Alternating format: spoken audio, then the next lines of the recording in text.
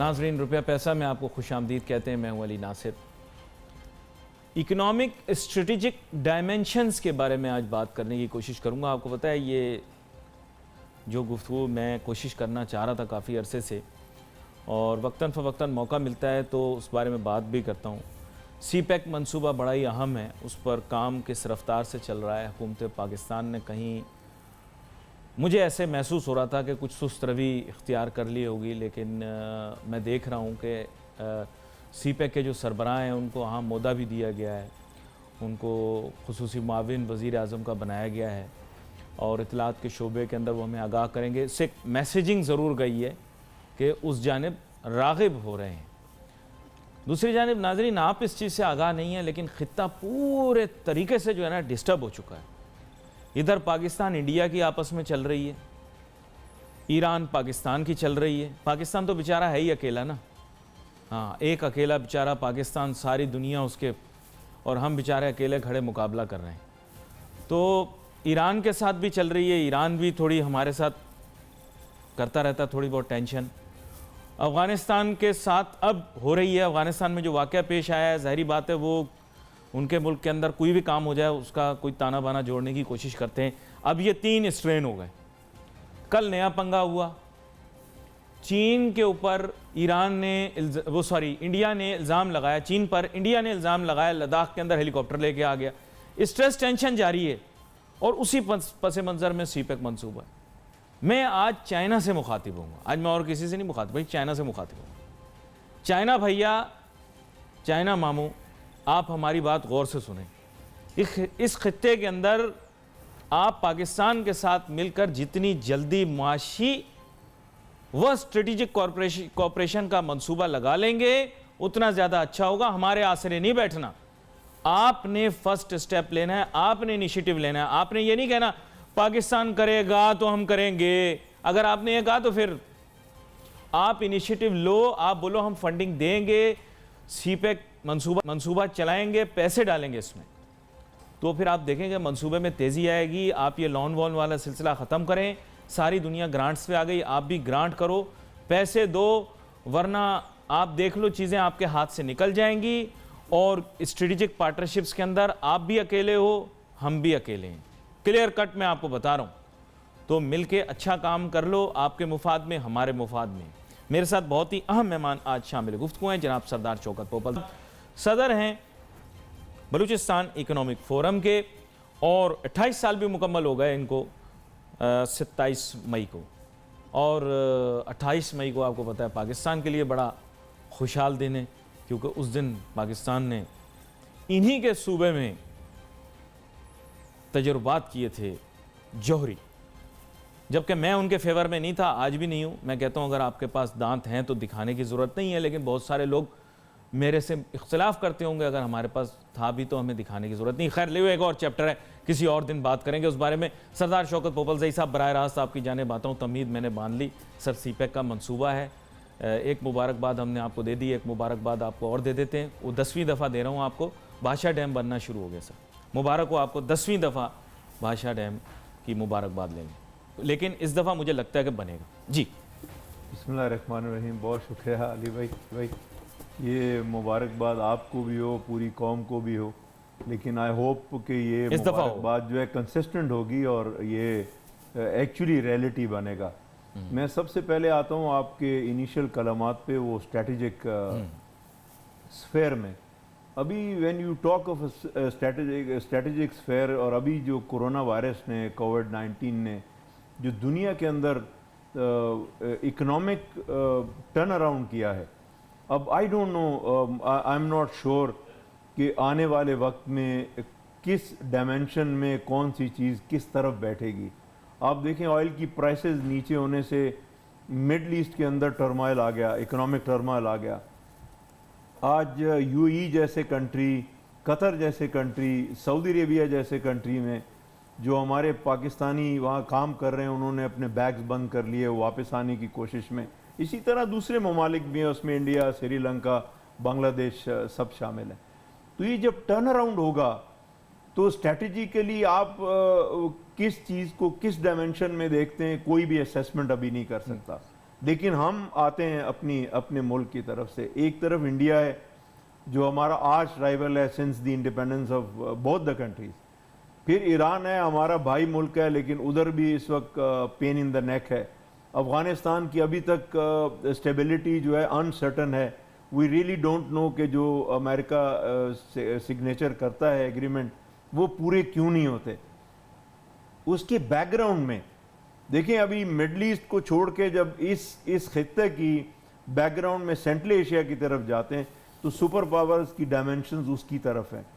तो हम लोग पाकिस्तान पर्टिकुलरली सूबा बलूचिस्तान की होप बहुत ज़्यादा है सेंट्रल एशिया पे, वो ग्वादर पोर्ट की वजह से। सेंट्रल एशिया के पास एनर्जी रिसोर्सेज बहुत हैं। कल को इंडिया आज मैं बिल्कुल तसल्ली से कह सकता हूँ कि ज़रूरी नहीं है कि ये राइवलरी जो है वो बड़ी प्रोलॉन्ग्ड हो।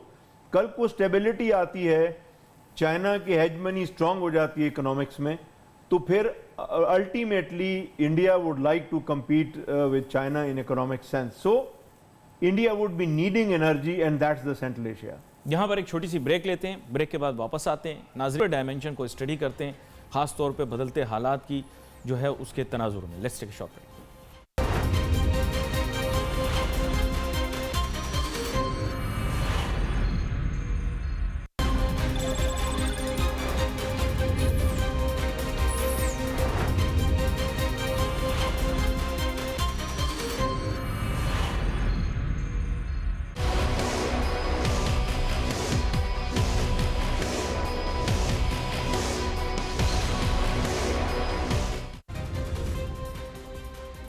नाजरीन welcome back after the break.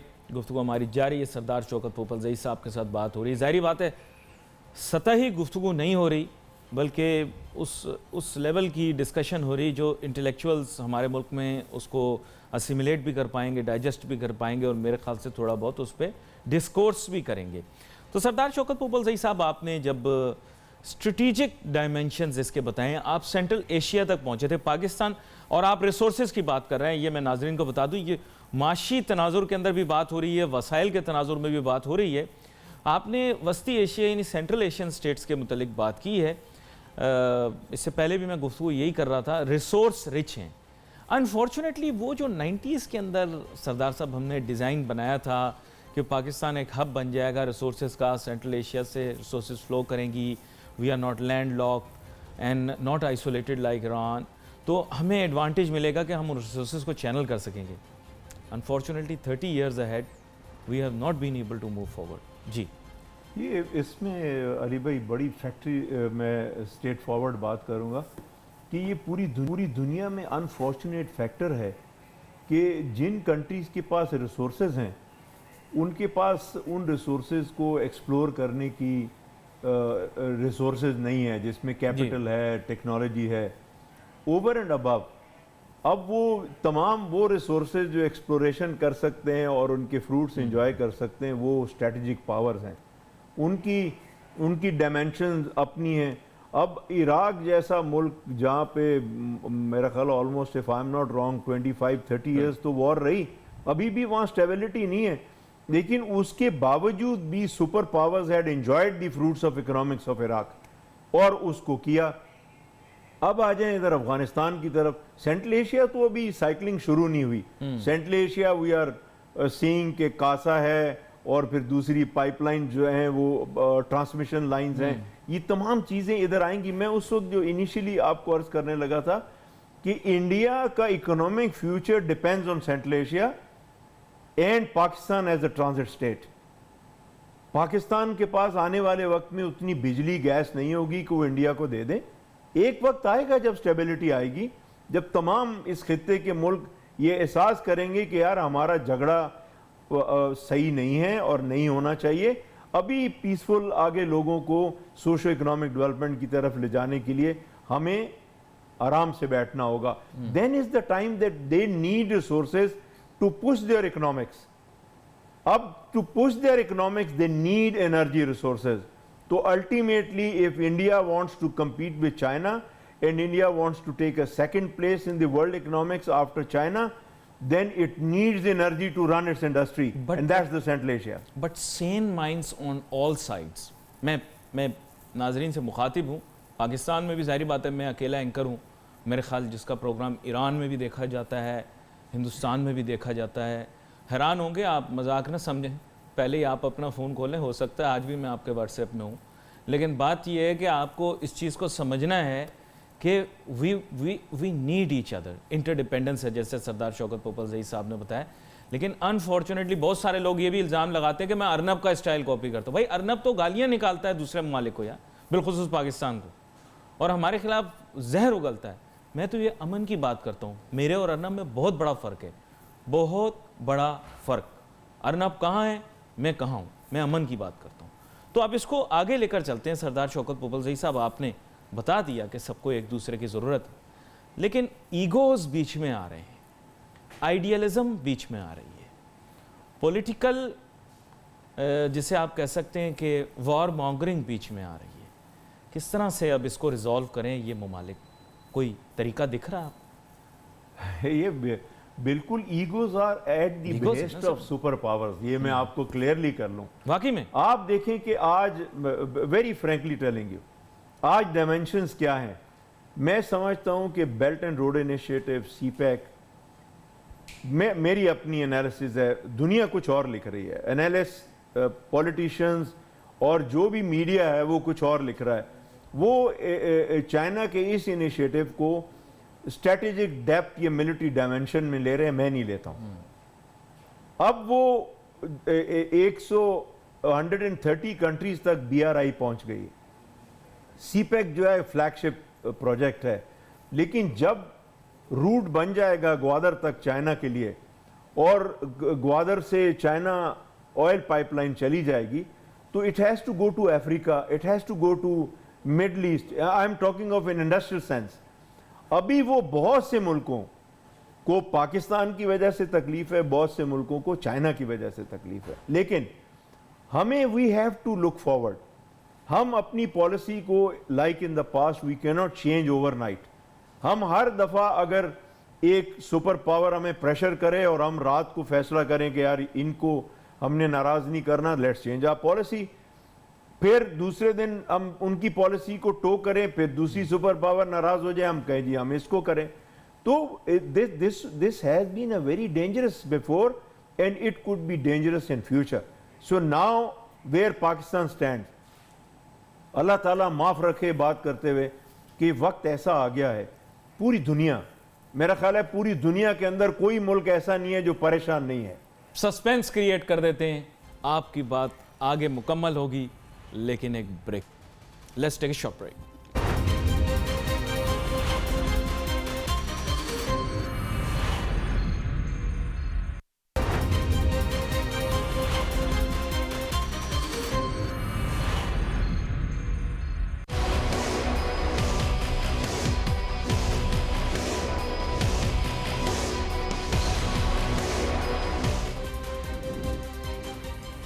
नाज़रीन, welcome back after break. Break पे जाने से पहले एक सस्पेंस सा क्रिएट कर दिया था कि अब क्या होगा, कैसे होगा, किस तरह से होगा। तो सरदार शौकत पोपलज़ई साहब, मैं चाहूँगा वो जो बात आप पस मंज़र में बता रहे थे कि अब आगे क्या होने वाला, और आपको इन हालात में मामलात जो बिगड़ते दिखाई दे रहे हैं, इसमें अब कैसा लग रहा है, इसके बारे में हमारे नाज़रीन को बताएं। अली भाई, एक तो मैंने स्ट्रेटेजिक वे में आपको बताया कि फ्यूचर इकोनॉमिक डायमेंशंस में India would badly require the energy resources, and Central Asia would be supplier and Pakistan will be a transit state. So one day, either ways, India will have to come down from its hype and understand the importance of Pakistan.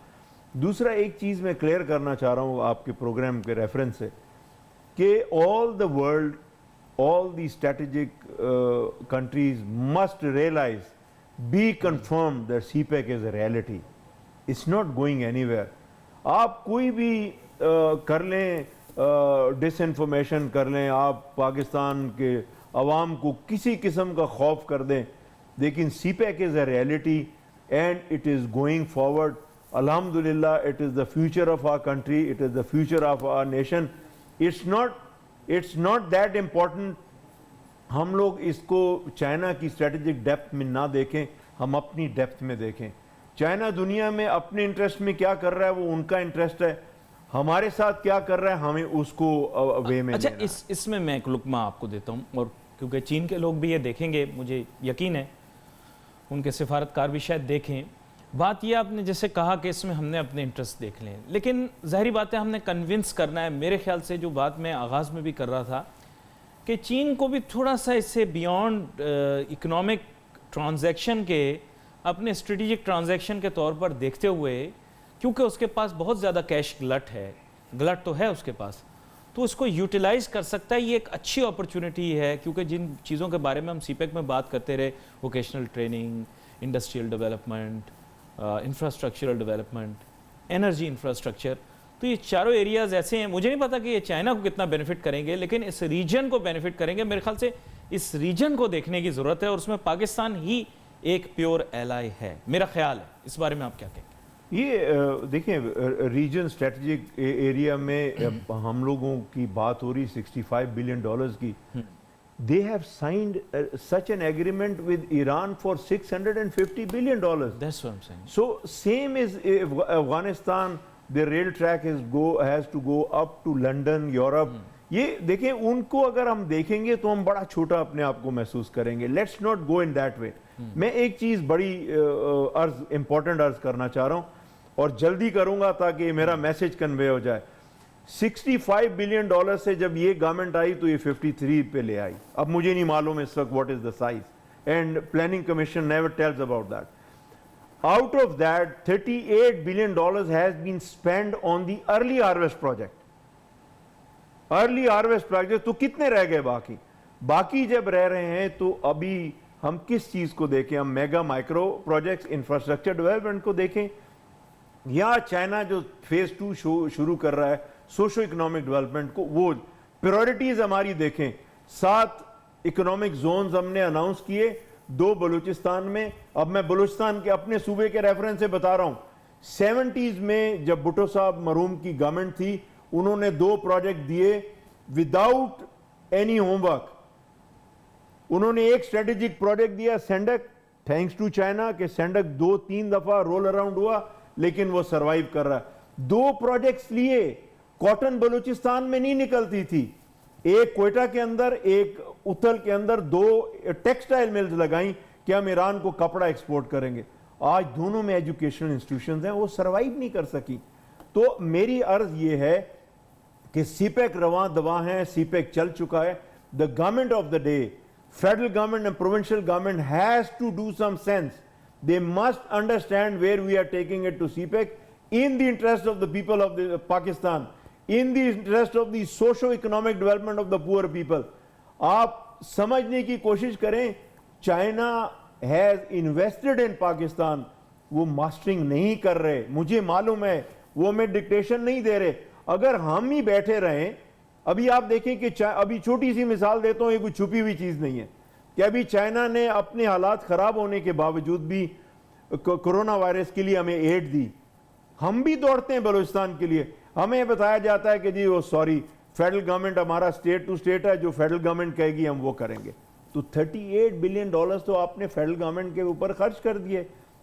Now do you expect 60% of CPEC is going to pass through the province of Balochistan? The centre point of CPEC Gwadar is there, and you are going to spend meager 2 to 9% of out of the CPEC amount.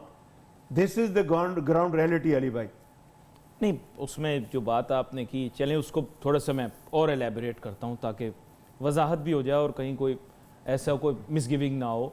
बात ये है कि देखें ना, road infrastructure उन्होंने बना के दे दिया गवादर की डेवलपमेंट के ऊपर। तो मैं पहले से कहता आ रहा हूँ, less than $1 billion is too less to develop anything. इतने की तो एक बिल्डिंग आती है न्यूयॉर्क के अंदर, बीजिंग में, शंघाई में, जितना हम पूरे ग्वादर पे डेवलपमेंट की पर स्पेंड कर रहे हैं। तो we should increase that, but point taken. लेकिन आप जैसे कह रहे हैं पॉपुलेशन वाइज, मेरे ख्याल शायद उन्होंने, I don't know, maybe I am wrong, मेरे ख्याल से तो सबको ही लॉलीपॉप दिया हुआ है मामला। आखिर में आपको पता है पाकिस्तान में जो होता है, आप भी होपफुल हैं, मैं भी होपफुल हूँ, उस तरह से नहीं बन के आती शक्ल। लेकिन do you think that even the figure that you're giving, $4 or $5 billion are visible in Balochistan development right now? Let's be very frank. You have to be very straightforward. Let's put the record straight. Gwadar has not been the part of CPEC before. The Gwadar port was developed by People's Republic of China with $350 million prior to announcement of CPEC. This is the ground realities. अब मैं आगे आ रहा हूँ, कोई $2 billion के करीब वो airport बना रहे हैं international. I'm running out of time, तो आप समराइज कर दें उसको। मैं मेरा सिंपली ये कहने का मकसद है कि जो सीपैक में मेगा प्रोजेक्ट्स आने हैं, इंफ्रास्ट्रक्चर आना है, चाइना वो कर रहा है। Let's come down to micro level, it is we have to do that, let's induct the private sector to perform all this. ये बड़ा अहम है कि जनाब प्राइवेट सेक्टर यानी निजी तबका भी जो है वो उसके अंदर आए, निजी ताजर सनतकार अपना रोल प्ले करें। आगे आने वाले दिनों के अंदर फिर से ऐसे मौजू के ऊपर कोशिश करेंगे, नाजरीन गुफ्तगू करें। हमारा एम यही होता है कि तामीर हो सके, सोल्यूशन बेस्ड तामीरी गुफ्तगू। Wait for message on Facebook. Ali Nasir my team को जा दीजिए। अल्लाह हाफ़िज़।